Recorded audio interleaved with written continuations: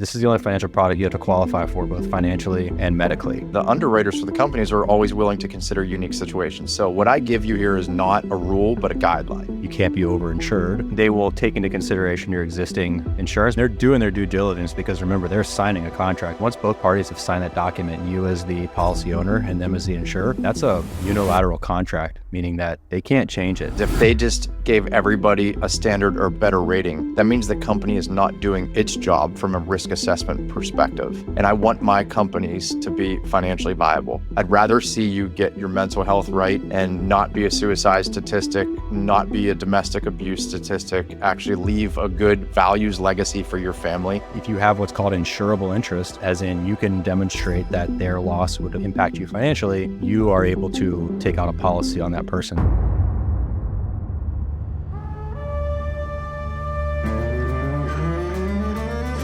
Welcome back, everybody. What's up, Ryan? Another good one, man. Ready to go. We're going to just talk through the underwriting process, table ratings, and then some tips specifically for military folks that are interested in this insurable interest. This is the only financial product you have to qualify for, both financially and medically. Not everyone is eligible to get coverage. Not everyone can be approved, but there are ways around it if you find out that you are uninsurable. But first thing we're going to talk about is a little overview of the underwriting process and what they're looking for, specifically focusing more on the medical side. So what generally is the underwriting process? They're going to do quite a few things, and it depends on who's applying. It depends on what they're applying for, how much death benefit they're applying for, income. They actually will do a soft credit pool, which you'll never see on the front end because it's not going to show up on your credit report as a hard inquiry. But the general underwriting process is we're going to collect a bunch of information from you, and it varies company to company. We write a lot of our business with One America. Their process allows us to just get your general information, your income, where you live, driver's license number, that sort of stuff. And then it kicks an application over to you that lets you fill in the HIPAA type data and some of that background information. The underwriters receive that. They're going to review that for not just things like income, but they're going to pull some medical records through some background systems they have. They're going to do that soft credit report potentially. And they're going to start piecing together all these things. They're going to look at risk classifications between what you do for a living. For example, because of our background and a lot of our peer group being military pilot, you're going to rate differently if you are an F-16 pilot or a fighter pilot or a helicopter pilot versus if you are an engineer who sits at a cubicle. You obviously have a much more risky job. So they're going to look at all that sort of risk tolerance, your family history, your medical history, your medical backgrounds, and make a determination and a classification on how you underwrite and if they're willing to make an offer at different classifications. We'll talk through some of those here in more detail, but it can go from, and it varies company, the names on it, but like an elite or an elite preferred or something like super preferred, some companies might call it, all the way down to what they call table ratings. And those are substandard ratings for health and risk basis. And they'll make you an offer based on where they stratify you. We're focusing more on the medical side of this, but real quick, can you just cover, when you say that your financial situation is taken into consideration, just speak a little to what they're looking for there, what kind of general limits they're looking at, when they might need more information. Everything you do, you might have unique situations, and the underwriters for the companies are always willing to consider unique situations. So what I give you here is not a rule, but a guideline. So one thing, we've talked a lot about human life value, and I'll just talk about that very briefly. They're going to look at what your income is, multiply that by a certain factor, depending on how old you are. So if you're under 40, it'll be multiplied by 30 potentially. Or if you subtract your age from 65, whatever that difference is, like I'm 43, so that's 22 years. I can multiply 22 times my income, and they would say that's how much death benefit we'll write on that person. So right there is a limitation. The next limitation is going to be, they're going to look at your income, and for an easy math, let's say you make $100,000 even. They're going to take approximately 25% of that as the maximum premium you can pay into life insurance. They don't want somebody writing 75% of their income to life insurance, because if you did that, what are you living on? They know, they recognize, they see the data that you're at risk of not paying your premium, defaulting this policy and closing the policy. And that's not what they want. They want you to be insured. They want to collect money from you as part of their business model, and they want you to have that death benefit when the time comes. So those are the general financial things, but they're also going to look at like your income sources to a degree. If you're a W-2 employee, it's crazy. Like if you go talk to a mortgage officer, they look at a W-2 employee who makes less money as more secure and more likely to pay the mortgage, which is crazy in today's world when you can get fired at the drop of a hat if you don't have your own source of income. Same thing though. They're going to look at like, what is your source of income? Does it go up and down? Do you have rental income? Do you have all those things? And maybe ask you to go into a little more detail when you have high income from non-standard means, standard being W-2 from an employer. And I want to add 2 points that I jotted down, a little amplifying info on that. As far as existing insurance, you said 65 minus your age, your income is a ballpark of how much they'll insure. Let's say that number is $3 million. You have 30 more working years and you make $100,000. If you have existing insurance, that's going to be taken into consideration when that company says how much they'll cover. So if they say, hey, you're worth $3 million, your human life value, but you have $1 million term policy with, Navy Fed, whatever, then they'll say, hey, we will cover up to $2 million because we're not going to overinsure you. You can't be overinsured. They will take into consideration your existing insurance. But one thing to note, especially for our military listeners, group insurance doesn't count towards that. So if you have $1 million term policy and that's your current existing insurance and you're insurable up to $3 million, that $500,000 SGLI, the service member group life insurance, does not count towards that. Just a little note there. The other thing, when we talk about our premium and how we want to fund this, and we think of it as savings, and we think of our PUA as contributing directly to a savings component of this policy, we might be asking for more than that 20% limit sometimes. For instance, on my policy, I told them my income and the premium that I was requesting was higher than that 25% limit. But what I said was, I understand that this PUA is optional. I'm showing this portion of the total premium on the illustration. So even though it says I'm asking for you to insure me or for my premium to be more than your general cap of say 25%, just know that I understand what PUA is. I want the ability to pay more. I understand that I'm obligating myself to a number that is below this 25% cap, and I'm leaving myself the ability to pay into this PUA rider. So for my personal case, I made that case to underwriting and told them that, and they approved more than that 25%. So again, these are the guidelines, but Brian and I, we work with the underwriters directly and fill in all these additional details. We make the case for you during the underwriting process. They ask us questions as they come up. Can you get XYZ from the client? Can you get this piece of information? We need this form or whatever. But we're also making that case of saying, hey, John understands that he is committing to $10,000 of base premium, but he would like to pay an additional $30 in PUA. He knows he doesn't have to. Can we work with this full premium we're asking for with the knowledge that a large chunk of it is not actually required, but he wants to save money into this vehicle that way? But even the 25% real quick is a general guideline. If you make less money, they're going to lower that maximum percentage and then also consider the things that Hans just said. So it goes down to like maybe 20%. And if you make over a certain cap, and I can't remember what those numbers are, it can go up to 30 and 35%. Like I said, all of those are kind of like general guidelines and every case is individual. Now, let's go on to the medical a little bit. What is the medical exam? Depending on how large the policy is and whether it can go into accelerated underwriting or not. And a lot of times when somebody's practicing what we do in a financial sense, they're going to be over that limit. All they're going to do is send a paramedical to your house, or you can go see the paramedical, or you can schedule them to come to your office. It's up to you, but you'll schedule that in your own time. And that's a nurse who's going to come to your house, takes 20 to 30 minutes total. So he or she is going to bring a scale. They're going to weigh you. So it's best to do this in the morning because they're going to ask you to fast for 8 hours. They're going to draw blood. They're going to take a urine sample, height, weight, blood pressure, and then ask you a series of medical questions. And those medical questions almost directly mirror the questions that you're going to be asked on your application. And part of that is to establish consistency or to see if anything else comes up that was maybe missed in the application. Super simple, very low threat, just for them to get a general, paramedical evaluation and see what your blood pressure is, what your cholesterol is, what your height and weight, and all those things. Yeah, and they're doing their due diligence because remember, they're signing a contract. We apply for coverage. Once they've done their underwriting and they've done their due diligence, they're going to come back with an offer. They're going to give us your rating, what you're insurable up to. Once we sign and once both parties have signed that document, you as the policy owner and them as the insurer, once those documents are signed, that's a unilateral contract, meaning that they can't change it. And so they're not going to enter into a contract without doing their due diligence because they're going to classify you into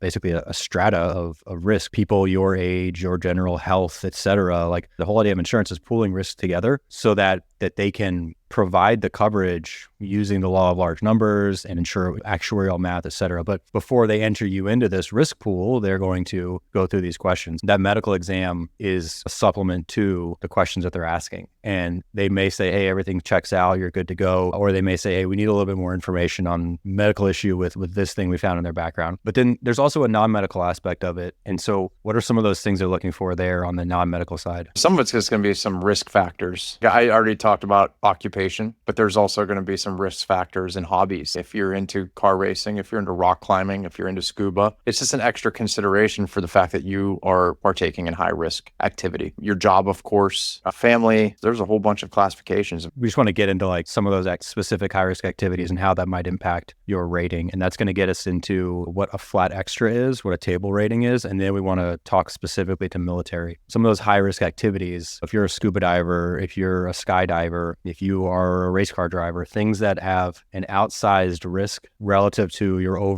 otherwise health rating, that might incur what they call a flat extra. So they might say, hey, you are a healthy person, your medical, everything is good to go. You are a standard rating, you are a preferred rating, whatever. But because of what you do for either for fun or for work, you're incurring an additional risk that someone in your, say, another 35-year-old who's healthy, preferred rating wouldn't have. And so because of that risk, there might be what they call a flat extra, which is just a dollar amount, $2 per $1,000 of coverage. And it's a fee. It's kind of a bummer because most of the things that we pay for in a policy provide some benefit. They're called riders. We can add these optional riders on where you pay this and you get an additional feature of the policy. This is really just a fee, just to say you are otherwise healthy, but this extra risk is going to cost the pool per actuarial math this much extra. And so that's very common mostly with our pilots. But it's not necessarily fully excluded. I want to point this out. They actually found, because I said no to the question, do you scuba dive? And then they countered with that on one of my own policies, and I had to explain. The question actually says, in the last 2 years, have you? So they want to know if I've done it in the last 2 years and if I'm going to in the next 2 years. Do you have any plans to scuba dive again in the future? So for me, I only ever scuba dived on the island of Guam. And the last time I went, which was 2019, I had a major ear issue. And I was like, I'm never doing this again. Like, I'm done. It was painful. It was too painful. I couldn't really descend too well. So I decided scuba diving was in my past forever. So in 2024, or maybe 2022, 3 or 4 years after the last time I went diving, they actually found my PADI certificates, my deep water certificates. They questioned that further. And when all I did was explain to them, I did used to scuba dive. I do have all those ratings. I had an ear issue with it, and I'm no longer going to do it because it causes pain. And so I have no plans to ever do it in the future. And that was it. Like the underwriter in one sentence, a little 2 or 2 sentence narrative dropped that, where it would have cost me more money. But so just because you did a high risk behavior in the past, maybe you used to skydive, doesn't mean you can't ever do it. And also they can't predict the future. So there is a reason they say, in the next 2 years, do you plan to? I might pick up a hobby in 10 years, and that's not going to exclude me from insurance. So it's important to know when we talk about the high risk. It's not like you can never do these things again, because when you applied for it, you had no plans to. That doesn't mean your world doesn't change. Yeah. Now let's talk about aviation, because that is a large portion of our client pool. Before that, I'd rather talk about one more lifestyle classification. It's related to medical, but it's tobacco use and marijuana use that I think hits the entire population. Marijuana probably doesn't hit our aviation demographic, but this talks to everybody, including pilots, at least on the tobacco. So there are a whole bunch of different tobacco ratings, because they can look at your health and you can have great height, weight, blood pressure, and all that stuff, but you use tobacco. So tobacco falls into like a sub hierarchy: preferred tobacco, standard tobacco, and then down the line. And it's also based on use, but they all count, unfortunately. You use something like, what's that stuff called? Zyn, which is the nicotine product that doesn't actually contain any tobacco. They count that as a tobacco use because they just don't know what to do with it yet. It's too new. Cigar use, which is pretty common in our world. Like, I smoke a few cigars here and there. I declare that on my applications. Like with One America, for example, you're allowed to use no more than 12 cigars a year and still get a non-tobacco rating. So I used to use snuff. I quit in 2007. No longer has any impact on my ratings. I can still get a preferred rating overall because I quit more than, I don't even know what the metric is. I know after like a year of not using it, 2 years after using it, that stuff can change the rating you'll get until eventually there's no more impact. So if you want to get the best ratings, quit now. They're changing these regularly as they learn more. Marijuana use, so I don't know like when it all started becoming legal. I know it's been in the last 10 years that most states have made it legal. More and more people are using it either medicinally or recreationally, and that's legal in their states. At first, it was like if you use any at all for any reason, you're tobacco rated.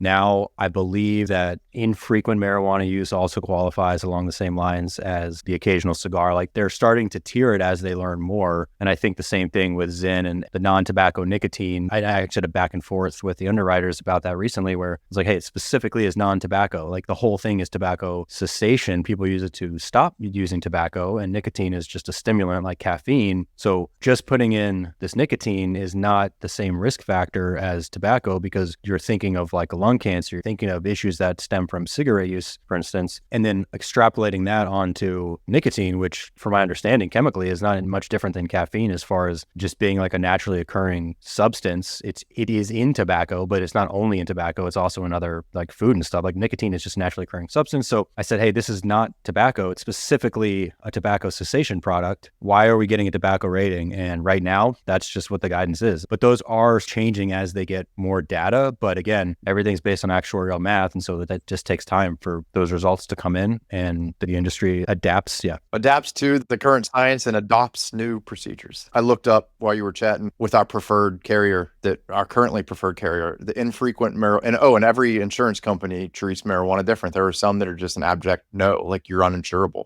The one we like to use will allow infrequent marijuana use. And they define that as marijuana use less than or equal to 2 times per week and up to 8 times per month. There's like a little, I would almost call it an asterisk to that. When you get it, that they will still consider you non-tobacco, but to get like a preferred non-tobacco rating, you have to have infrequent use of marijuana for applicants over the age of 30. So under the age of 30, you're going to get a different rating. It's interesting that they bring age into that. And I think it might be a risk analysis measure. People over the age of 30 are probably more out of the party mode and less likely to do more risky behavior that they would attribute to something along with marijuana. I don't know that for sure or why, but yeah, some weird stuff there. So definitely consider that if you're looking to be insured. One more thing, but again, before aviation, because that is such a specific thing, and aviation can also fall into this, is you can get all the way down to a standard rating. And I think people, they look at this too in depth. Like, I really want to be preferred. And it's not that big of a difference. It just means that every dollar of death benefit is going to cost you a little bit more, or your money doesn't go quite as far in terms of death benefit. When we're practicing IBC, it has a very minimal effect. And it's really not that difference between like preferred and standard. So standard is good. Think about standard as what most people would get. That's like the standard is the standard, to quote Mike Tomlin. That's fine. Getting above that is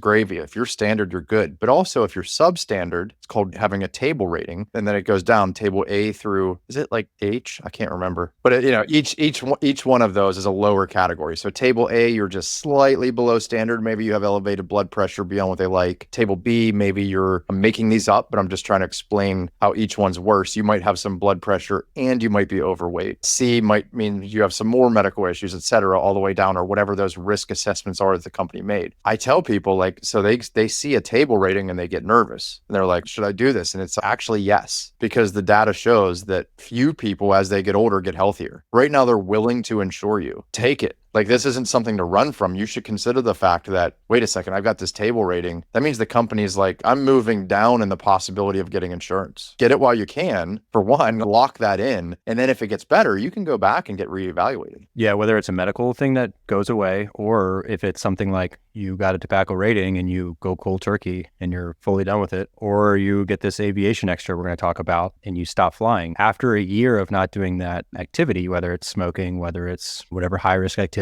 or whether it's a medical condition, you can request to go back through underwriting and get a new answer. Now, let's say in the meantime, you develop cancer and you're now totally uninsurable. We're going to take what we have because that's the last insurance you're ever going to get. And so we're going to gladly pay the tobacco rates because the other option is losing the coverage because you're now uninsurable. And so as long as you are still insurable, we can get these things removed once what's causing that extra is no longer there. When we're doing IBC, the typical way of looking at insurance that most people are used to is I want as much death benefit for as little premium as possible, right? You're buying a term policy. It's just term is rented insurance. 90% of them don't pay out. It's a great moneymaker for the companies, and it's good to have as coverage when you can't put the money into whole life. But that's how we think about term, the lowest premium for the death benefit we want. But our input typically when we're doing IBC, because we're bridging the gap to our human life value with a convertible term, I'm going to breeze through that or breeze over that because that's a longer discussion. So if you don't understand what that means, we'll talk more about that idea. But when we're looking at an IBC policy, we're looking at the premium typically as our input, not the death benefit for the whole life policy. So if you want to pay $30,000 a year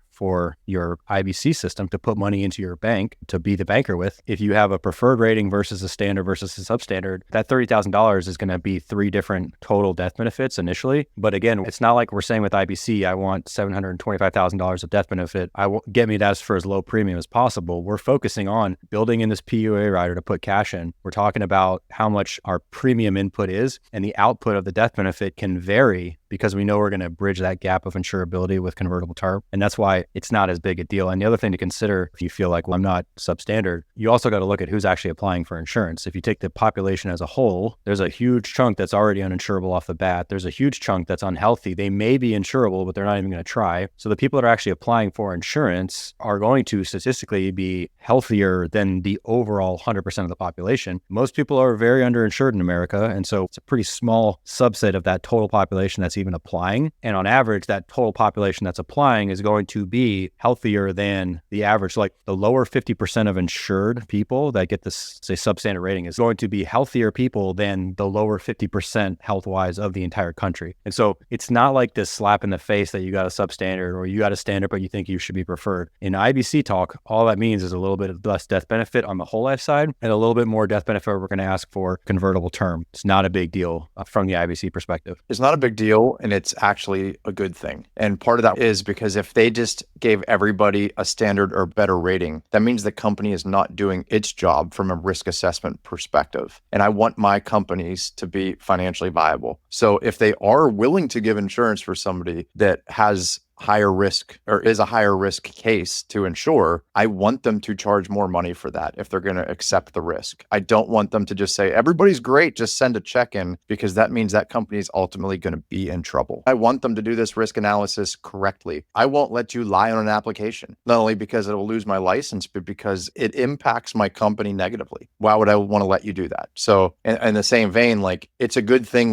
that they give people a substandard rating because it means they're doing the job correctly. They're actually analyzing each applicant. And their business, they're professional risk assessors. Like, that's what actuarial math is. And so if they think that you have a higher risk, take that into consideration and jump at that coverage, because Brian said, you're likely not going to get healthier on average as you age. Hopefully you should, especially if you make the changes that we talked about in the previous episodes, taking control of your family's health, et cetera. But you're likely not just going to automatically get healthier. And so take that as a warning sign almost and get as much as you can now while you are still insurable. And so you've been chomping at the bit to talk about military guys and aviation, and I keep cutting you off and saying, no, one more thing. So go into it, man. Yeah, this is, again, inherent to your profession. I guess I'm formerly a pilot now, officially, but most of our clients are pilots. And so we've had a lot of experience with underwriting aviation, specifically military aviation. Now, commercial pilots don't have this issue. Commercial aviation is insanely safe. It's safer than driving your car. They don't assign any extra risk to being a commercial pilot. Being a military pilot has different tiers of risk they assign. And I talked about the flat extra fee that they assign, where they say, hey, you're a preferred healthy male, but you, relative to your other peers of the same age and the same health, you fly F-16s, and therefore the risk of that specific activity is higher. And so we're going to charge a fee for that. Now, we recently had this specifically with an F-16 pilot. That's why we're talking about it, or that's why we're mentioning F-16 specifically. But typically, the fighter pilots are going to get a higher rating than helicopter pilots. I'm sorry, a higher flat extra fee. This is a conversation I've had with underwriters because we have a pilot who, Bundy, flies F-35s. If you look at the statistics, and even though that program is a disaster from a budgetary perspective, statistically, helicopters are more dangerous, right? They crash more. There's more moving pieces. You can't eject from them. The casualty rates on helicopters are going to be higher than fixed wing aviation for multiple reasons, but the underwriters don't see the risk that way. And again, they're professional risk assessors. And so they generally assign a $2 flat extra for helicopter pilots in our experience and a $4 flat extra for fighter pilots in our experience. Now, there are types of military pilots who fly in the reserves, essentially. Like what you fly, I think you still get a flat extra for the tankers, right?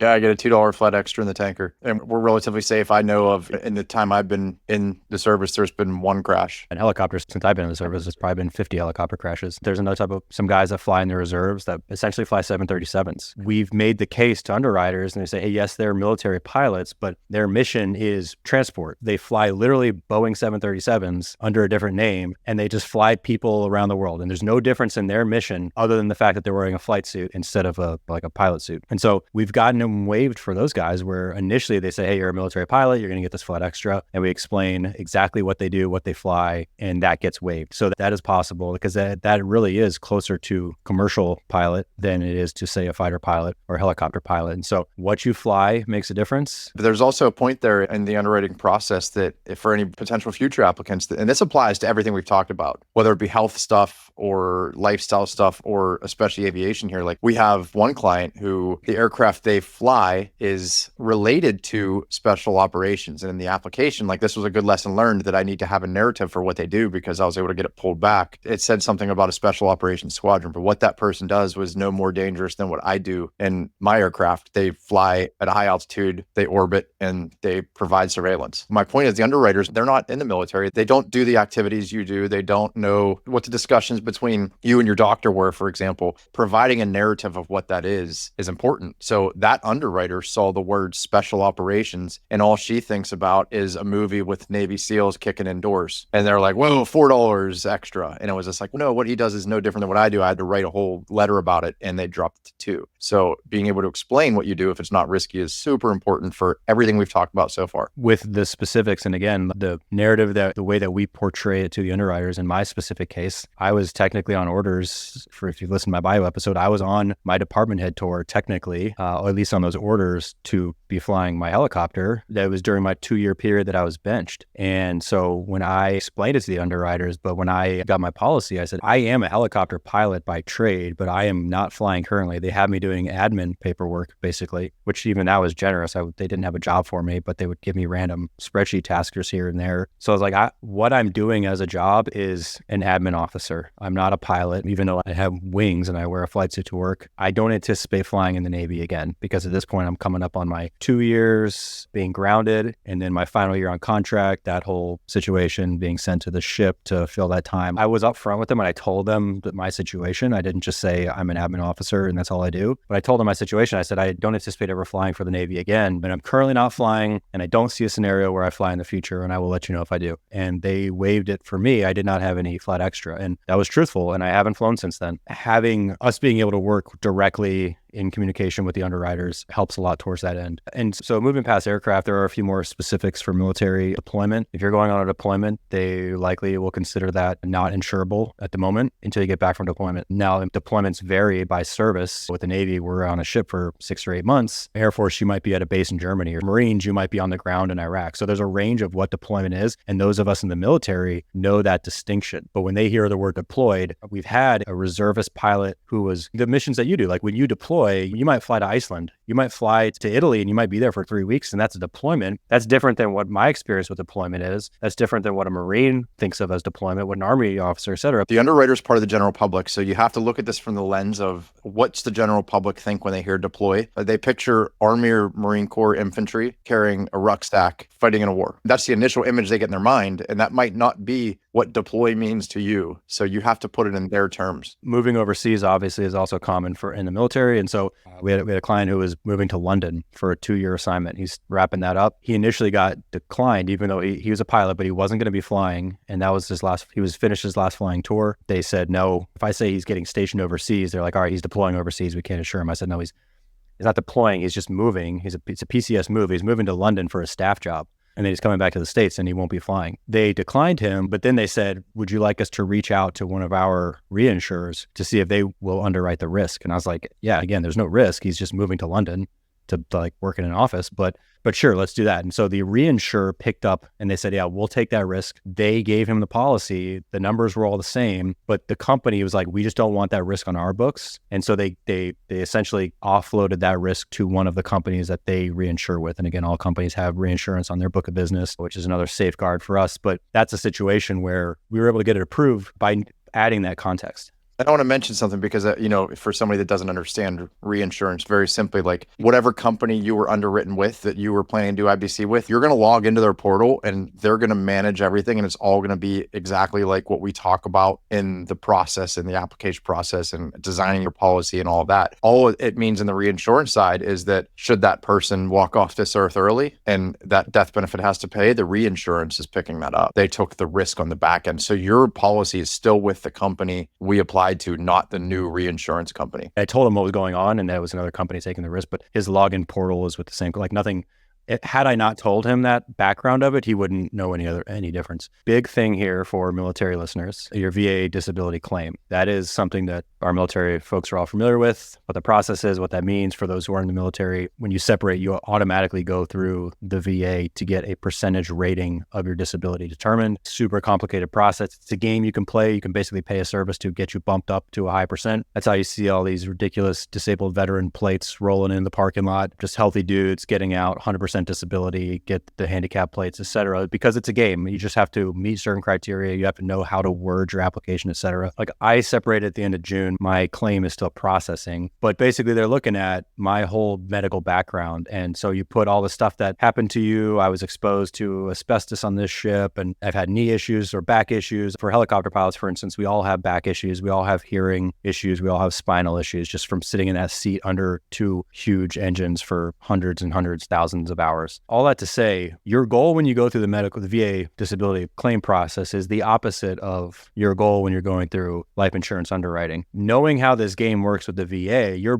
like, oh, my back, oh, my neck, oh, I hurt my clavicle. You're trying to gen up this laundry list of injuries that you have to maximize your percentage because you're about to get a monthly welfare check for the rest of your life, right? And so your objective in that is to be as broken as possible. And I'm putting it frankly, like it's just a system. People take advantage of it, but that's the system. That's how it is. But when you're going through underwriting, you want to appear as healthy as possible. And so because part of the medical underwriting we talked about, I don't think we hit on it, but they're going to reach out to your doctor and get your medical records, whether it's a civilian doctor, the VA, or your active duty military clinic. You're going to sign a release form for them to release your records to the underwriters. The underwriters are going to go through your medical jacket. Now, if they have this VA application where you said all the things wrong with you and this long list of things, now maybe your back is mostly fine but hurts sometimes, but you might have tried to get it through VA medical underwriting as this like debilitating back injury to bump up your monthly percentage to get paid more. That is going to be different than the reality you're going to try to portray to the underwriters of saying, yeah, I'm fine, I'm healthy. Now, most of the time, this is not in conflict. They get the medical records. A lot of the stuff that we claim, at least on the pilot side, spine issues, back issues, joint stuff like that, like that's not decreasing your life expectancy. That's not really moving the needle as far as they're concerned from actuarial math when they're trying to determine the risk of you living to your life expectancy, right? But it could. And especially if you claimed a bunch of things in your VA disability claim that you don't really have, which again, a broken system, but that's the case. A lot of people are getting paid for injuries that aren't really real. That could impact your underwriting. So we had a client who did, I want to say 8 years in the Marines, a bunch of deployments, had some PTSD, some mental health stuff, 100% disability rating. And that was a long time ago. He did all of the counseling. He did all of the VA recommended therapist, whatever medication. Like, I don't know exactly what he was prescribed and what he had to do, but he went through all of it. He's fine now. He doesn't have these lingering PTSD, mental issues, anything like that. But because his VA claim was so riddled with mental health, in order to get to the 100% disability that he has, they flat out denied him coverage. And we dove into his VA medical claims together. I looked at all the stuff. They're looking at, is there a suicide risk here? Is there depression is going to actually move the needle on those actuarial charts, the life expectancy? There, we found, at least this is the only case I've had that's been denied for this reason. The mental health stuff with them was a deal breaker. Unfortunately, he's totally healthy now. He went through all the protocols. There's nothing lingering as far as I know. We had a long talk about it. We walked through his record together and he's like, I'm good to go. But the other problem with this is the VA is a government entity. They're not going through and updating your records. And if there's nothing in his record, it said like, yes, he attended this counseling. Yes, he did this. Yes, he did this. He checked these boxes, but it's not like there's something at the end of it saying, we've reevaluated him. These things are gone. They're just like, yeah, he saw counseling. He fulfilled his requirements that he had to. And so even though he's fine now, he was denied coverage. And so that's something that we want to stress to any military listeners. If you're planning to go through the VA disability process in the near future, strongly recommend going through underwriting first. Again, it's a game. The VA disability is a game. Like I said, you can pay someone to get your claim bumped up because they know the ins and outs of how the system works. So you can have 100% disability through the VA and not be lying about any of it because, again, it's just like a flow chart. Do you have this? Do you have this? So you can have this disability and none of it be a lie, but you don't actually struggle with those issues. Like I saw at the national parks, one of my pet peeves is healthy dude, might as well be you getting out of this truck in the disability of the handicap parking spot right by the General Sherman tree or whatever, and then the parking lot's full. And so we're driving around, maybe we find a parking spot, maybe we don't. Specifically, I remember seeing just a family, a bunch of kids walking along the side of this road because they just had to park on the next spot they could find. All these kids, or this is a tangent because this just really chaps my ass. Maybe it's a Home Depot park, whatever it is. Like you might see like a mom with a baby walking across the parking lot while this fit dude who's like a health instructor now and a life coach and veteran branded life coaching pulls up into the handicap spot and walks right in, no issues at all. I don't buy the whole like, you don't know what's under the surface, blah, blah, blah. Like, there are certainly situations where that is the case, but I think that you want to go through the underwriting process first because there you actually have to be truthful. You honestly, we can just say it. You don't have to be truthful with the VA. If you check a box, they're going to give you X%. The criteria is low. The vetting is low. They work with you to increase your claim. They are just tacking stuff on. Like it's just a system to be worked and it's inefficient, but you can have 100% disability and be totally healthy. You can have 100% disability and have issues that don't affect underwriting, but your chances are going to be improved if you don't have this big old stacked VA record of disability claims for the underwriters to look at, because that is a game you play and you may or may not have those. But the underwriting side, we're going to be truthful. We're not going to hide anything from them for what Brian said, like for our licenses and just for the strength of the companies that we are putting our clients with and that we ourselves use and are part owners of as a mutual company. So highly recommend if you are in the near future, next couple of years going to be doing the VA process, get your underwriting in place first, because that is more important, especially when we talk about family leaving a legacy. That death benefit that you'll be leaving your family is going to dwarf the $2,000 a month, $1,000 a month, whatever disability claim. You got to think long-term here. Go through underwriting first. I have a couple things to say. I guarantee a lot of people will disagree with me, and there's good sides to it. Like the money is better in my hands. Someday I'm going to retire military. The money is better in my hands than it is the government. So there's a good argument to be made to take the VA disability for all you can. But on the other side of that, on the integrity side, I say just be honest. If I don't have a back issue, what am I claiming a back issue for? Because I woke up sore one morning because I slept in a bad position. Be a decent dude, and how about be honest about it? Number two, I say, I agree. Get underwritten now before you ever get out if you can. Do not hold off on the VA stuff. If you have mental health issues, that is way more important than infinite banking, and that is way more important than a death benefit. It is way more important than putting into practice what we do. Get yourself taken care of. And if that requires you to get 100% disability with PTSD and to go through all kinds of counseling and everything, do that. I'd rather see you get your mental health right and not be a suicide statistic, not be a domestic abuse statistic, actually leave a good values legacy for your family, than I would see you become a client or practice IBC. So that is the absolute utmost important thing you can do. And I will never, ever advocate doing this over claiming PTSD if you actually have it. Get your mental health taken care of. That is more important than anything we do. So I just wanted to throw that in there. But yeah, I don't know. If you're lying on all your VA stuff and it impacts you here, I don't know what to tell you other than, oops. Take care of the real stuff. If you really have neck issues, a lot of our peer group does. Flying airplanes, back issues, a lot of that's real. Get it taken care of. Take care of your health first, and especially your mental health. One of the biggest headaches with this job and our typical client pool is dealing with military clinics, military hospitals. I ask the underwriters, hey, is there anything I can do to speed this up, to get these records? I'll make calls, whatever. The client's currently making calls, but the underwriters send me a log of their attempts to reach this hospital. And it's like HM3, that's like a healthcare provider. HM3 would be an E4 in Navy speak. HM3 Gonzalez answered the phone, said that his supervisor's not there. Supervisor will be in tomorrow. Called the next day, talked to the supervisor. The supervisor said, you need to talk to XYZ, but they're on leave. It was like 18 bullet points of just total, just end it now, bureaucracy, just chain of incompetence. And no one has a stake at a military clinic to deal with this. They have to give you those records if you sign the release and you do all this stuff, but like no individual cares about this process. And so we have to really drive the ship home. It's not an issue that we have with civilian practice in general, but getting those VA records, we got to the point with one client where I drove to his house Williamsburg, Virginia, when I was out in Norfolk, picked up his entire paper medical record, went to the Williamsburg library and spent at least 2 hours scanning page by page at the public library, this entire medical record, in order to upload it and just send it directly to the underwriters because the clinic, and he had to check it out from the VA or whatever. It's such a headache. The less you can involve the military and the VA, the better from the underwriting perspective. Now back to everybody, not just military. What if somebody's uninsurable in 3 minutes or less? What can they do? Yeah. Remember, there's different parties to a contract. There's the insured, who is a human life, but there's also the owner and the beneficiary on either side of that. And the payer could be a fourth one, the person who pays it. It could be separate than the owner. Typically, when we're doing IBC for our family, we are the owner and the payer of the policy. But the insured and the owner don't have to be the same. So I have policies on my daughter. I'm the owner of a policy on my wife. And so if you have what's called insurable interest, as in you can demonstrate that their loss would impact you financially, you are able to take out a policy on that person. That could be pretty much immediate family members always going to qualify. You might have a hard time insuring your cousin maybe, but like your parents, your grandparents, your grandchildren, in your direct family line, there's usually a very easy case to make for insurable interest.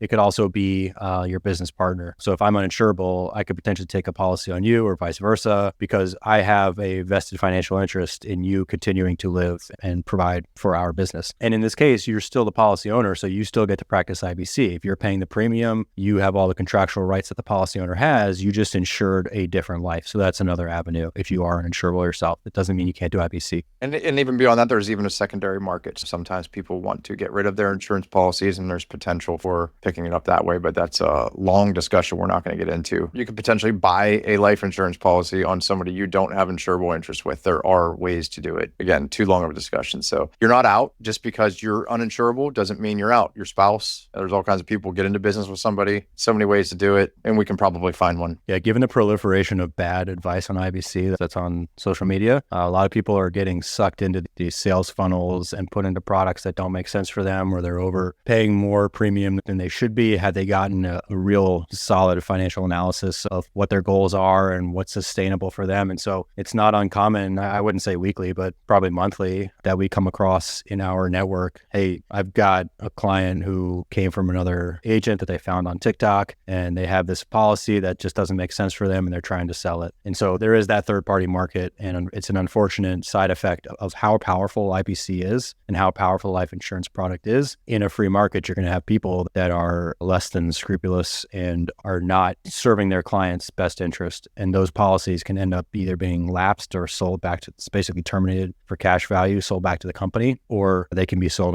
typically on the third-party market for a little bit more. And so there are options out there, but again, that is a much longer episode. I think we hit the big stuff. It's more intricate than we covered. They're getting underwritten is not a one size fits all. So every case is unique. And those were just some general guidelines. We could scroll through pages and pages of underwriting policies and it would just take way too long, but that's a pretty good overview. Yeah. And if you have questions about your specific situation, when you apply for a policy, you're not committing yourself to anything. You're committing the underwriters to start the underwriting process and give us that answer. Are you insurable? What is the rating? And what is your max insurability? Without any cost to you and without any obligation, you're not signing anything that's putting a contract in force. You're not paying anything to get those answers. And so if you just want to know, hey, I'm interested in this, but am I even insurable? We can get that ball rolling and at least get that answer. So reach out to us, info@remnantfinance.com, or go to our website, remnantfinance.com, and just ask us questions. Beyond that, actually, if you're questionable, I totally forgot about this. You can submit what's called a pre-underwriting inquiry. So it's just a little one-page form like, hey, what are the couple medical conditions we're not sure